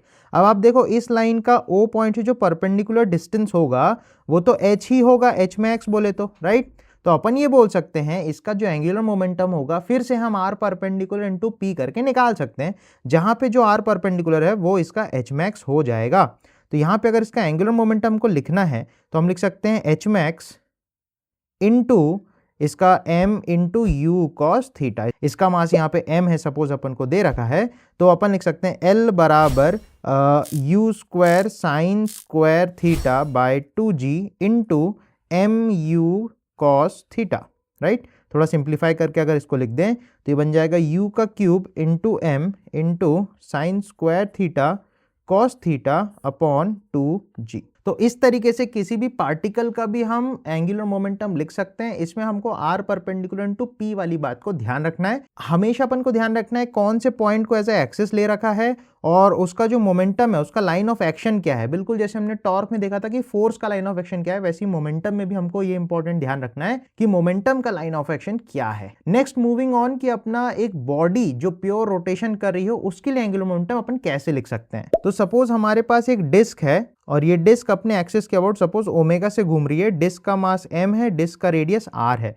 अब क्योंकि ये डिस्क प्योर रोटेशनल मोशन कर रही है तो इसका जो एंगुलर मोमेंटम लिखने का तरीका है वो थोड़ा सा डिफरेंट है। इसको आप ऐसे समझ सकते हो, मोमेंटम क्या होता था, मास इनटू वेलोसिटी, राइट। उसी तरीके से जो उसका भाई है एंगुलर मोमेंटम, उसको लिखेंगे जो मास का एंगुलर कजन है बोले तो अपना मोमेंट ऑफ इनर्शिया I, और v का एंगुलर कजन है ओमेगा। तो I इंटू ओमेगा अगर अपन कर दें तो अपने को एंगुलर मोमेंटम किसी भी बॉडी का मिल जाएगा, राइट। तो इस तरीके से एंगुलर मोमेंटम किसी घूमती हुई बॉडी का अपन लिखते हैं I इंटू ओमेगा करके। इसको आप ऐसे भी समझ सकते हो कि अगर इस बॉडी पे आपने एक एक पार्टिकल ले लिया, उस पार्टिकल का आप r परपेंडिकुलर इनटू p कर करके अगर निकालो तो इंटीग्रेशन करना होगा, तो रिजल्ट आपको यही मिलने वाला है। तो इस तरीके से आप सिंपल सी याद रख सकते हो कि I इंटू ओमेगा कर दो तो एंगुलर मोमेंटम किसी बॉडी का अपन लिख सकते हैं। तो अगर ये डिस्क ओमेगा एंगुलर वेलोसिटी से घूम रही है तो इसका एंगुलर मोमेंटम जो है L वो हो जाएगा I इंटू ओमेगा। I हो जाएगा mr square by 2 into omega. Again जो डायरेक्शन ओमेगा की होगी वही डायरेक्शन एंगुलर मोमेंटम की भी होगी। तो अगर ये ऐसे घूम रहा है तो हाथ ऐसे घुमाओगे तो अंगूठा ऊपर जाएगा, तो ऊपर की डायरेक्शन में ही अपना एंगुलर मोमेंटम निकल के आएगा, राइट। तो जिधर ओमेगा होगा उधर ही एंगुलर मोमेंटम आएगी, क्योंकि आप यहां से भी देख सकते हो सीधा सीधा वो प्रोपोर्शनल है। तो अगर इसी में हमारे पास सपोज एक रॉड है, ठीक है, अब ये रॉड जो है अपने कॉर्नर के अबाउट ओमेगा से घूम रही है, तो इसका एंगुलर मोमेंटम अपन कैसे लिख सकते हैं? तो वो भी सिंपल है, L बराबर आई लोगे अब एक्सिस ऑफ रोटेशन के अबाउट, तो एक्सिस ऑफ रोटेशन के लिए हो जाएगा ml²/3 इंटू ओमेगा। तो इस तरीके से रॉड हो या डिस्क हो या कोई भी बॉडी हो तो उसका आई ओमेगा करके आप एंगुलर मोमेंटम लिख सकते हो। अब थर्ड जो सबसे इंपॉर्टेंट पॉइंट आता है वो आता है एक बॉडी जो CRTM कर रही है उसके लिए एंगुलर मोमेंटम कैसे लिखा जा सकता है। तो एक सपोज डिस्क है जो रोलिंग कर रहा है, अपन ऐसे बोल रहे हैं it is rolling without slipping, यहाँ पे रोलिंग की कंडीशन है। तो अगर ये डिस्क जो है वो रोल कर रही है तो उसके लिए हमें एंगुलर मोमेंटम लिखना है। अब एंगुलर मोमेंटम में अपन को एक एक्सिस चाहिए, राइट। तो अगर अपन सेंटर पॉइंट को एक्सिस लेंगे तो ये डिस्क क्योंकि आगे चल रही है तो उसका सेंट्रल पॉइंट भी तो आगे निकल जाएगा, तो इसलिए एंगुलर मोमेंटम हमेशा एक फिक्स्ड एक्सिस के अबाउट हमको लिखना होता है। तो हम क्या करते हैं, कहीं पे भी अदर देन द बॉडी हम एक एक्सिस लेते हैं। तो यहाँ पे जनरली क्या करते हैं कि जमीन पे एक पॉइंट पकड़ लेते हैं, मान लो P, इस पॉइंट को एज अ एक्सिस मान के हम एंगुलर मोमेंटम लिखते हैं। अब मुद्दे की बात ये, क्योंकि ये बॉडी चल भी रही है और घूम भी रही है तो इसके एंगुलर मोमेंटम भी दो कंपोनेंट्स में लिखे जाएंगे, बिल्कुल जैसे काइनेटिक एनर्जी अपन लिखते थे चलने की एंड घूमने की। उसी तरीके से एंगुलर मोमेंटम भी दो पार्ट्स में लिखेंगे, चलने की एंगुलर मोमेंटम एंड घूमने की एंगुलर मोमेंटम। तो इसको आप ऐसा समझ सकते हो, क्योंकि ये बॉडी ट्रांसलेट कर रही है तो इसका मोमेंटम जो होगा m/v इस लाइन पे होगा। तो अपन एज अ पार्टिकल इसको ट्रीट करके इसका एंगुलर मोमेंटम लिखेंगे, तो इसका मोमेंटम होगा mv into r perpendicular will be this height, जो कि उसका रेडियस ही होने वाला है। तो एंगुलर मोमेंटम को दो पार्ट्स में लिखेंगे, angular momentum of translation plus angular momentum of rotation. तो अगर अपन टोटल एंगुलर मोमेंटम इसका लिखें तो अपन लिख सकते हैं चलने का एंगुलर मोमेंटम होगा r perpendicular into p mv, और क्योंकि ये डिस्क क्लॉकवाइज घूम रही है तो हाथ घुमाओगे तो अंगूठा अंदर जाएगा, तो अंदर अपन -k करके भी लिख सकते हैं या क्रॉस लगा के भी लिख सकते हैं। जैसे आपने 10th क्लास में या 12th क्लास में मैग्नेटिक फील्ड में देखा था, जो फील्ड इनटू द प्लेन जाती है उसमें क्रॉस लगाते हैं और जो बाहर आती है उसमें डॉट लगाते हैं, तो वही फंडा यहाँ भी यूज कर सकते हैं। तो ये हो गया इसके चलने का एंगुलर मोमेंटम। अब आता है घूमने का एंगुलर मोमेंटम।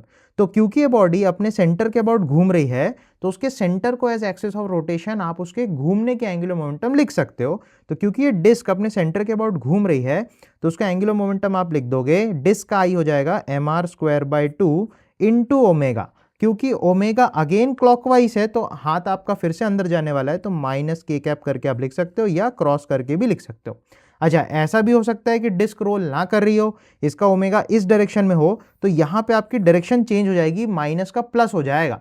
तो हमेशा अपने को घूमने का अलग हिसाब रखना है एंड चलने का अलग हिसाब रखना है, ये चीज आपको मन में ध्यान रखनी है। तो एंगुलर मोमेंटम लिखना तो सीख गए, अब इसके जो क्वेश्चन आते हैं, मेनली क्वेश्चंस आते हैं एंगुलर मोमेंटम कंजर्वेशन पे।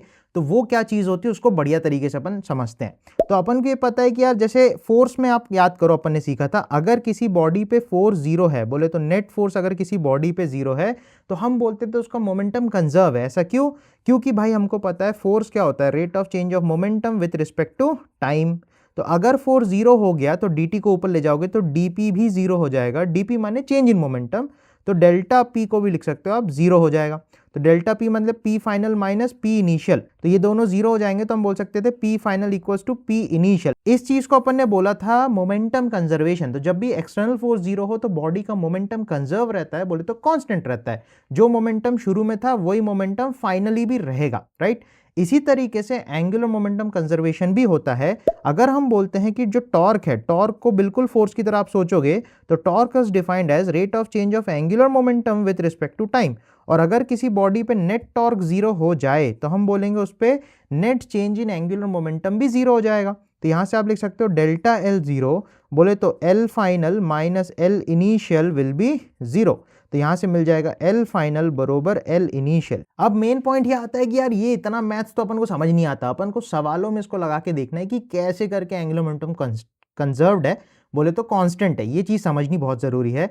तो ये जो टर्म लिखा हुआ है ये हमको सिंपली ये बोलता है जो इनिशियल एंगुलर मोमेंटम था वही बाद में भी रहेगा, क्योंकि नेट टॉर्क बॉडी पे 0 है, ठीक है, अबाउट एक्सिस ऑफ रोटेशन। तो सबसे पहले इसके कुछ फटाफट से एग्जांपल देखते हैं जिसके बहुत सारे क्वेश्चन एग्जाम्स में पूछे जाते हैं। फर्स्ट सवाल अपन से ये बोल रहा है कि सपोज एक डिस्क है जिसका मास सपोज m है, रेडियस r है, और उसके कोने पे, ऑलमोस्ट कोने पे एक छोटा सा ब्लॉक ऊपर से अपन ने धीरे से जेंटली उसके ऊपर लेके रख दिया। तो जब ये ब्लॉक उस डिस्क के साथ चिपक के साथ में घूमने लग जाएगा तो फाइनल एंगुलर वेलोसिटी कितनी होगी? तो ये क्वेश्चन हमारा एंगुलर मोमेंटम कंजर्वेशन का ही है, ठीक है। अब देखो, जो ब्लॉक रखा है, सपोज उसका मास m डैश ले लेते हैं अपन कुछ, ठीक है, और इसको अपन ने एकदम कॉर्नर पे लाके रखा है, मतलब एक्सिस से r दूरी पे ही लाके रखा है। अब ऑब्वियस सी बात है, अगर एक चलते हुए डिस्क पे आप ब्लॉक लेके रखोगे तो घिसाएगा, इनके बीच में फ्रिक्शन होगा, स्लिपिंग होगी, राइट। तो अपन बोलेंगे घिसते घिसते एक टाइम ऐसा आएगा कि वो ब्लॉक फाइनली रेस्ट पे आ जाएगा और चिपक के साथ साथ घूमने लग जाएगा, ऐसा होगा। तो अगर आप इसका टॉप व्यू देखो तो आपको ये समझ में आएगा कि ऊपर से जब आप ब्लॉक रखोगे, ठीक है, अपन अलग अलग नजर से देखेंगे, ठीक है। सबसे पहले आप सोचो ब्लॉक के साथ क्या होगा। तो ब्लॉक के नीचे जो डिस्क है वो ऐसी आगे जा रही होगी, तो ब्लॉक पे इधर पे डिस्क घिसाएगा तो ब्लॉक पे फ्रिक्शन पीछे लगेगा। तो अपन बोल सकते हैं ब्लॉक के ऊपर फ्रिक्शन इधर लग गया, ठीक है, और क्योंकि सेंटर से ये दूरी r है तो ब्लॉक को हम एक पार्टिकल की तरह ट्रीट कर रहे हैं। तो सेंटर से r दूरी पे ब्लॉक पे फ्रिक्शन पीछे लग गया। अच्छा, न्यूटन के थर्ड लॉ के हिसाब से एक्शन रिएक्शन यहाँ पे होगा। तो अगर ब्लॉक पे फ्रिक्शन पीछे लगा है तो ब्लॉक डिस्क पे फ्रिक्शन आगे लगा देगा और इक्वल मैग्नीट्यूड का लगा देगा। तो अब आप अगर इन दोनों को एज अ सिस्टम ले लो, बोले तो ब्लॉक और डिस्क दोनों को एक सिस्टम की तरह पकड़ो, तो आप देख सकते हो एक टॉर्क ऐसा आ रहा है इस वाले फ्रिक्शन की वजह से ब्लॉक पे, और एक टॉर्क ऐसा आ रहा है इस वाले फ्रिक्शन की वजह से जो कि डिस्क पे लग रहा है। तो दोनों टॉर्क तो एक दूसरे को कैंसिल कर जा रहे हैं, एक क्लॉक हो रहा है और एक एंटी क्लॉक हो रहा है, तो क्या काट दे रहा है एक दूसरे को। तो इस केस में हम बोलेंगे net torque about this axis of rotation is zero. तो इस एक्सिस के अबाउट एंगुलर मोमेंटम कंजर्व है सिस्टम का।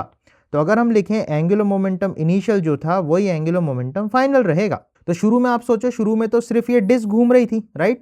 तो शुरू में सिर्फ डिस्क अगर घूमना हम पकड़े और जिस डायरेक्शन में डिस्क घूम रही इसको मैं पॉजिटिव मान लेता हूं, तो अपन लिखेंगे डिस्क का एंगुलर मोमेंटम स्टार्टिंग में था आई ओमेगा, आई हो जाएगा mr²/2 into omega naught, plus जो ब्लॉक था वो तो रेस्ट पे था, इसको धीरे से जेंटली यहाँ पे लेके रखा था, तो ब्लॉक का एंगुलर मोमेंटम 0 होगा, equals to final angular momentum में आप सोचोगे कि ब्लॉक यहाँ पे चिपक गया होगा और दोनों साथ में कुछ ओमेगा से घूम रहे होंगे, तो वही फाइनल ओमेगा अपन को निकालनी है। तो अपन बोल सकते हैं डिस्क का एंगुलर मोमेंटम हो जाएगा mr²/2 into final omega, plus जो ब्लॉक है क्योंकि वो यहाँ पे एंड पे रखा हुआ है तो उसका angular momentum as a particle आप सोचो, क्योंकि वो ओमेगा से घूम रहा होगा ऐसे ऐसे, तो उसका as a particle angular momentum I omega, I बोले तो mr², तो पार्टिकल के लिए m होगा m' r² इंटू ओमेगा, ऐसे करके आप लिख दोगे सिंपली। अब आप नोटिस करोगे कि भैया r² निपट जाएगा, तो अपने को मिलेगा omega naught by 2 equals omega by 2, अच्छा यहाँ पे m भी आएगा, m प्लस m' ओमेगा। अब दोनों तरफ से आप ओमेगा कॉमन निकाल लो तो आपको मिलेगा m/2 plus m' equals m omega naught by 2। तो यहाँ पे अगर ओमेगा को रखते हैं और ये बाकी की सारी चीज़ें डिनोमिनेटर में फेंकते हैं तो अपन को ये मिल जाएगा, यहाँ से मैं लिख दे रहा हूँ m omega naught upon 2 m/2 plus m' equals omega. तो आप चाहो तो इसको थोड़ा और सिंप्लीफाई कर सकते हो, पर मेन मेरा आइडिया ये है कि भाई इस आइडिया को आपको समझना है, initial angular momentum equals final angular momentum. ऐसी एक और सवाल मैं आपको दिखाता हूं जिससे आपकी अंडरस्टैंडिंग और नेक्स्ट लेवल हो जाएगी। तो नेक्स्ट सवाल में हमसे बोला है कि एक डिस्क है जो एंटी क्लॉकवाइज डायरेक्शन में घूम रही है। अगर अपन ऊपर से देखते हैं तो एक डिस्क के ऊपर वाली जो एंटी क्लॉकवाइज डायरेक्शन में घूम रही है ओमेगा 1 से, उसका मास m1 और r1 है। एक नीचे बड़ी डिस्क है जिसका मास m2 r2 है, उसका ओमेगा 2 है, और ये उल्टा घूम रही है, बोले तो क्लॉक घूम रही है। तो दोनों को जब हमने चिपकाया तो एक दूसरे के ऊपर ये फाइनली घिसते घिसते रुक गए, और फाइनल इसकी एंगुलर वेलोसिटी हमको पता लगानी है about the axis of rotation. यहाँ पे भी वही चीज हो रही है, दोनों डिस्कों पे अपोजिट डायरेक्शन में फ्रिक्शन लगेगी, आपको ये समझना है। अगर ऊपर वाले डिस्क को समझो, हर पॉइंट पे इस पे सपोज ऐसे फ्रिक्शन अगर लगता है तो नीचे वाली डिस्क के हर पॉइंट पे उल्टी डायरेक्शन में फ्रिक्शन लगेगा, और क्योंकि ये सारे फ्रिक्शन एक्सिस से बराबर दूरियों पे है तो पिछले केस की तरह एक का फ्रिक्शन एंटी क्लॉक है तो दूसरे का फ्रिक्शन क्लॉक होगा, तो इस कॉमन एक्सिस के about total torque due to that friction will be zero. तो फॉर दैट केस हम बोल सकते हैं क्योंकि टॉर्क जीरो है तो एंगुलर मोमेंटम कंजर्व्ड होगा। मैं फिर से बोल रहा हूँ, यहाँ पे एंगुलर मोमेंटम कंजर्वेशन थोड़ा डिफरेंट चीज़ है और एनर्जी कंजर्वेशन थोड़ा डिफरेंट चीज़ है। आपको ये जरूर से लग सकता है कि यार एनर्जी तो इसमें लॉस होगी, बिल्कुल होगी भाई, उसमें कोई दिक्कत नहीं, एनर्जी लॉस होती है क्योंकि फ्रिक्शन वहाँ पे काम कर रहा है, घिस रहा है, तो हीट के फॉर्म में एनर्जी लॉस होगी। परंतु यहाँ पे समझने वाली बात यह है कि एंगुलर मोमेंटम जो हमें मोशन के बारे में बताता है तो इनका मोशन कंजर्व्ड होगा एक प्रकार से, ठीक है। तो अपन समझते हैं शुरू में एंगुलर मोमेंटम इक्वल्स टू बाद में एंगुलर मोमेंटम, तो L initial equals L final. इस क्वेश्चन में थोड़ा सा डायरेक्शंस का भी हमको ध्यान रखना पड़ेगा क्योंकि दोनों डिस्क शुरू में अपोजिट डायरेक्शन में घूम रही है, राइट। तो सबसे पहले आप देखो ऊपर वाली डिस्क का आई आप लिख लो, m1 r1 square by 2 into omega 1। Suppose मैंने एंटी क्लॉकवाइज को पॉजिटिव माना है तो इसको अपन पॉजिटिव में ही लिखते हैं, ठीक है। प्लस दूसरे वाले को जब हम लिखेंगे तो उसका आई ओमेगा लिखेंगे m2 r2 square by 2 into omega 2, परंतु ओमेगा 2 जो है वो उल्टा है तो अपन को इसको माइनस में लेना चाहिए, तो मैं यहाँ पे माइनस लगा देता हूँ। ये इनिशियल एंगुलर मोमेंटम हो गया, equals to final angular momentum लिखेंगे तो दोनों जब साथ में चिपक के चलने लगे तो दोनों का आई एक कॉमन अपन लिख लेते हैं। तो आई के लिए अपन लिखेंगे m1 r1 square by 2 plus m2 r2 square by 2 into omega final. अब मैंने ओमेगा फाइनल को पॉजिटिव ही मान लिया है, ठीक है। अपन को एक्चुअली यहाँ पे वैल्यूज नहीं दी है इसलिए हम कौन सा बड़ा है कौन सा छोटा है वो जज नहीं कर पाएंगे। अगर हमारे पास प्रॉपर नंबर्स होंगे तो हम उसमें प्लस माइनस लास्ट में बता देंगे कि कौन सा बड़ा जीत रहा है कौन सा बड़ा हार है। सपोज अगर ये वाला बड़ा है तो अपने पूरा आंसर नेगेटिव में आ जाएगा, तो हमारा ओमेगा फाइनल ऐसा हो जाएगा जो बड़ा वाला है, मतलब बड़ा वाला ओमेगा है बेसिकली, उसकी तरह आ जाएगा आंसर। तो ये अपन हिसाब लगा सकते हैं इजिली। तो यहाँ पे आप नोटिस करो ये 2 2 2 2 सारे कट जाएंगे, तो अपने पास जो फाइनल ओमेगा आएगा तो उसको अपन लिख सकते हैं m1 r1 square plus m2 r2 square. अच्छा, इसमें ओमेगा 1 यहाँ पे आएगा, इसमें माइनस में ओमेगा 2 आएगा और डिवाइड कर देंगे अपन m1 r1 square plus m2 r2 square से। तो बेसिकली मैंने क्या किया, इस टर्म को डिवाइड में ले गया है तो अपने को आंसर मिल गया। तो इस तरीके से एंगुलर मोमेंटम कंजर्वेशन किया जाता है। इसका एक और बढ़िया आपको प्रैक्टिकल यूज बताता हूं जिससे हमारे पहले जो करे हुए सवाल है जो मैंने आपको होमवर्क में भी एक दिया हुआ है उसका भी अपन फाइनल ओमेगा और फाइनल वी निकाल सकते हैं। देखो कैसे करके। तो अगर आप वीडियो पूरा देख रहे हो तो आपको पता है कि एक क्वेश्चन अभी दिया था, उसमें अपन ने क्या बोला था कि एक व्हील है जिसको अपन ने ओमेगा नॉट वेलोसिटी देके जमीन पे छोड़ा। ये व्हील मतलब एक डिस्क है, इसका मास m है, रेडियस r है। तो कुछ देर के बाद अपन ने बोला था कि ये सर्कुलर मोशन मतलब रोलिंग करने लग जाता है, तो फाइनली इसकी कुछ v हो जाती है, फाइनली इसकी कुछ ओमेगा हो जाती है। तो कितने टाइम में ये चीज़ होगी, तो टाइम में निकालने के लिए तो यार काइनेमेटिक्स लगानी पड़ेगी। लेकिन अगर मैं ये पूछूं कि फाइनल v और फाइनल ओमेगा कितनी होगी, वो कैसे निकाल सकते हैं, तो वो हमें एंगुलर मोमेंटम कंजर्वेशन एक लाइन में दे सकता है। चलो देखते हैं कैसे करके। तो अगेन ये बॉडी CRTM कर रही है, तो इसके लिए ज़मीन पे एक पॉइंट अपन लेते हैं, उसको एक्सिस मान के अपन एंगुलर मोमेंटम लिखते हैं। तो शुरू में देखो जब इस व्हील को अपन ने छोड़ा होगा तो इस पे जो भी फ्रिक्शन लगेगा इधर फ्रिक्शन लगेगा, तो फ्रिक्शन देखो इसी पॉइंट से पास होगा। तो जब फ्रिक्शन एक्सिस ऑफ रोटेशन, जब भी कोई फोर्स एक्सिस ऑफ रोटेशन से पास करती है तो उसका टॉर्क जीरो हो जाता है, तो इस फ्रिक्शन का टॉर्क जीरो होगा। सिमिलरली जब ये रोल करने लग जाएगा तो फ्रिक्शन लगना बंद हो जाएगा, तो कोई फोर्स नहीं लगेगी बॉडी पे एक्सटर्नली, तो टॉर्क जीरो होगा। हाँ, आप ये बोल सकते हो सर mg तो लगेगी और नॉर्मल भी लगेगी, लेकिन अगेन इस पॉइंट के अबाउट सोचो ना, इस mg का टॉर्क कैसा है क्लॉकवाइज, इस नॉर्मल का टॉर्क कैसा है एंटी क्लॉकवाइज। तो इस पॉइंट के अबाउट ये दोनों टॉर्क एक दूसरे को कैंसिल आउट कर दे रहे हैं, तो नेट टॉर्क तो यार जीरो हो जा रहा है। So in that case angular momentum is again conserved. तो यहाँ पे अपन एंगुलर मोमेंटम कंजर्वेशन लगा सकते हैं। तो Li बराबर LF, सही है। शुरू में आप देखो ये बॉडी जो है प्योर रोटेशन कर रही थी, तो बॉडी जब प्योर रोटेशन करती है तो उसका एंगुलर मोमेंटम आई ओमेगा से लिखते हैं। तो डिस्क है तो mr square by 2 into omega naught था शुरू में, और ये क्लॉकवाइज को मैं पॉजिटिव मान रहा हूँ तो ये अपना पॉजिटिव में ही रहेगा, ठीक है। इक्वल्स फाइनली जब ये रोलिंग करने लग गया तो अपन बोल सकते हैं इसके बाद चलने का भी एंगुलर मोमेंटम है और घूमने का भी। तो चलने का आप लिखोगे तो r परपेंडिकुलर इंटू mv आप लिखोगे, राइट। ये हो गई इसकी रेडियस और ये हो गया इसका मोमेंटम mv, है ना। तो ये हो गया चलने का, प्लस घूमने का होगा आई ओमेगा, तो again mr square by 2 into omega. दोनों पॉजिटिव सेंस में है क्योंकि आप देखो इस पॉइंट से r परपेंडिकुलर ये है, मोमेंटम ये है, तो ये ऐसा क्लॉकवाइज एंगुलर मोमेंटम देगा। क्योंकि इसका ओमेगा भी क्लॉकवाइज ही है तो ये ओमेगा से भी जो रोटेशनल एंगुलर मोमेंटम आएगा वो भी क्लॉकवाइज रहेगा, तो पॉजिटिव ही रहेगा, राइट। तो अब यहाँ पे एक इक्वेशन ये है, अननोन क्या क्या है देखो, v अननोन है और ओमेगा अननोन है, और इसमें हमको पता है कि यार वो रोलिंग कर रहा है तो रोलिंग की कंडीशन भी तो लगेगी, v बराबर r ओमेगा। तो सपोज हमें फाइनली अगर ओमेगा निकालना है बॉडी का तो मैं यहाँ पे सिंपली v को r ओमेगा पुट कर दूंगा, तो अपन को मिलेगा mr square by 2 into omega naught equals m r square omega plus mr square by 2 into omega. तो हो जाएगा 3/2 mr² इंटू ओमेगा। mr² नीचे का 2 कटा, तो ओमेगा की जो वैल्यू आएगी वो आएगी ओमेगा नॉट बाय 3। तो वंस आपको ओमेगा मिल गया, आपको v भी मिल जाएगी, वो होगी ओमेगा नॉट बाय 3r। तो इस तरीके से आप फाइनल ओमेगा और फाइनल v भी निकाल सकते हो और वहां से भी उल्टा आप जाके t निकाल सकते हो। तो इस तरीके से भी आप ऐसे क्वेश्चंस को एकदम चुटकी बजा के सॉल्व कर सकते हो, राइट। नेक्स्ट एक और बहुत बढ़िया सवाल है। इसमें एक डिस्क दे रखा है अपन को, हॉरिजॉन्टल टेबल पे एक डिस्क है, उसके साइड से एक बुलेट फायर की गई है v0 वेलोसिटी से। ये बुलेट आती है, इस डिस्क में एम्बेड हो जाती है, धस जाती है और ये डिस्क घूमने लगता है। तो अपन से क्वेश्चन में पूछ रहा है कि डिस्क की फाइनल एंगुलर वेलोसिटी कितनी होगी। तो अब देखने में तो बड़ा घातक सा क्वेश्चन लग रहा है, पर बहुत इजी। अगर आपको एंगुलर मोमेंटम आता है तो आप बहुत आसानी से एक लाइन में इसको सॉल्व कर सकते हो, राइट। कैसे करके वो देखते हैं फटाफट से। तो अगर ये पॉइंट जो है अपना हिंज पॉइंट है, जहां पे बेसिकली पिवट है या खिल्ली लगी हुई है, तो इसको एच बोल देते हैं। अब सोचो अगर ये बुलेट आके यहाँ लगती है तो बुलेट पे एक फोर्स पीछे लग जाएगी और डिस्क पे एक फोर्स आगे लग जाएगी, और क्योंकि दोनों पॉइंट एक ही हैं और यहाँ से दूरी दोनों का आर ही है, तो बुलेट पे जो फोर्स लगी वो एक ऐसा टॉर्क प्रोड्यूस करेगी और डिस्क पे ऐसा एक टॉर्क प्रोड्यूस होगा और दोनों टॉर्क एक दूसरे को कैंसिल कर जाएंगे। तो अगर यहाँ पे नेट टॉर्क सिस्टम पे 0 है तो अगेन हम एंगुलर मोमेंटम कंजर्व करा सकते हैं। तो इस क्वेश्चन को भी हम एंगुलर मोमेंटम कंजर्वेशन से ही करेंगे। तो इनिशियली डिस्क रेस्ट पे थी, सिर्फ बुलेट फायर की थी, तो बुलेट का एंगुलर मोमेंटम होगा अबाउट द हिंज, ठीक है। और फाइनली अबाउट द हिंज ही दोनों डिस्क और बुलेट घूमने लग गए। तो ये अपन को समझना है।